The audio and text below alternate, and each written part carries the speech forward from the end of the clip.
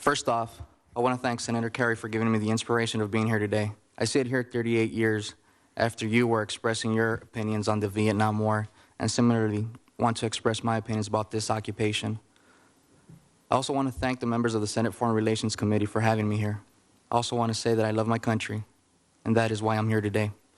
My name is Reyess, and a veteran of both Operation Enduring Freedom and Operation Iraqi Freedom. I served with the United States Marine Corps as an infantry rifleman. We took an oath to defend this country, and that doesn't stop when we check in our rifles into the armory. We keep our country safe by telling people the truth, and doing that is just as scary as any ambush or mortar attack. I come from very humble beginnings, and a son to both an immigrant father and mother from Mexico. I grew up in East Los Angeles in one of the roughest parts of town known as Boyle Heights. Later, my family moved to Southeast Los Angeles to escape the violence, but that wasn't far enough. As a kid, I always envisioned myself of one day fighting for my country and ensuring justice. Like most of my peers, when I was younger, I got involved with the wrong crowd. After escaping a serious tragedy in my life, I knew the Marine Corps could provide me the opportunity to not only serve my country, but to also straighten out my life by doing something honorable. On the night of the September 11 attacks, my battalion sat in port in Australia. It was sometime around midnight, and we were enjoying our off time at the local bars, when all of a sudden the music stopped, and over the PR system an announcement heard that the U.S. was being under attack. We were all ordered to head back and aboard the ships. That night, we were told we were going to war with the Taliban and al-Qaeda forces.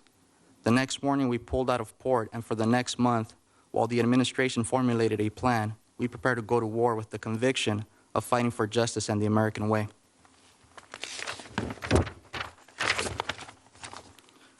Our mission was to locate and capture suspected members of the Taliban and al-Qaeda forces.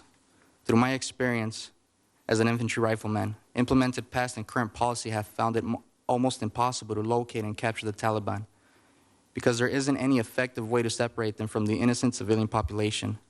Patrols were conducted through populated neighborhoods. The populations on those neighborhood streets weren't any different from the population on my street.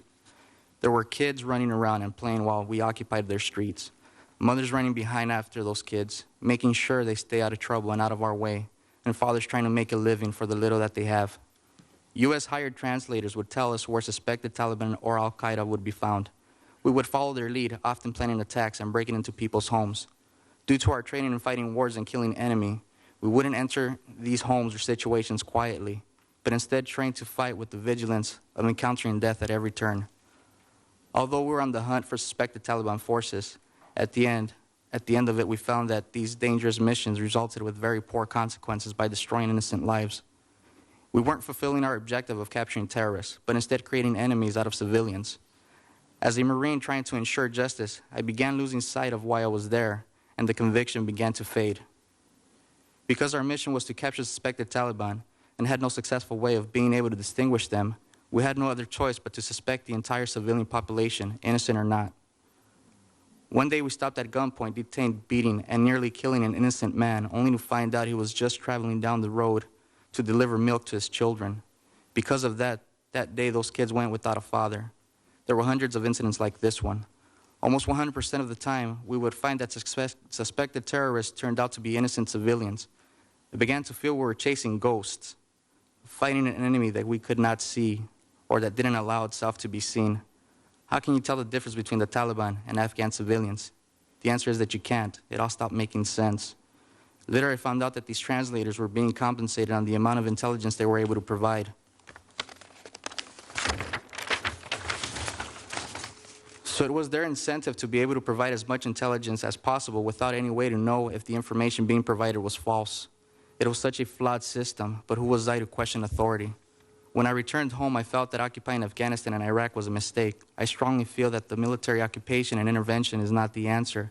If it didn't work back in 2001, when we had all the energy, all our resources, but most important, a very high troop morale, I asked myself, how could it work now?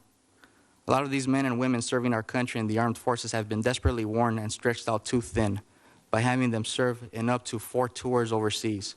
If we aren't killing them on the ground due to a flawed policy, we are definitely killing them in spirit. And that also has a very serious indirect consequence when the fight is brought back home. I love my country. I never once while serving did I feel I was protecting America. But instead, we were harboring the worst of sentiments in these foreign Middle Eastern countries. We were creating more enemies. As a kid, I envisioned myself serving my country and fighting for freedom. But when the opportunity presented itself, it was stripped from me. And instead, was forced to become a tyrant. As I have experienced, our troops are also experiencing a very low morale, which oftentimes translates into high suicide rates. These are just a few of the issues. There's just a huge array of reasons why, at the minimum, this occupation needs to be rethought. We should not be sending any more troops into Afghanistan. As a combat troop, we are trained to isolate and destroy the enemy, cut off its resources. As an indirect consequence, we impose our Western views and alienate their culture and traditions. In some respects, this entire occupation has become counterproductive. As a Marine, I was willing to give my life for my country and still am, but invading and occupying Afghanistan, sending more troops to solve what is a political problem is not the answer. I urge these senators to rethink Afghanistan while there is still time. I can almost guarantee that sending more troops will mean more civilian and U.S. troop casualties, not for war, but for occupation. Sending more troops will not make the U.S. safer. It will only build more opposition against us. I urge you on behalf of truth and patriotism to consider carefully and rethink Afghanistan. More troops, more occupation is not the answer. Thank you.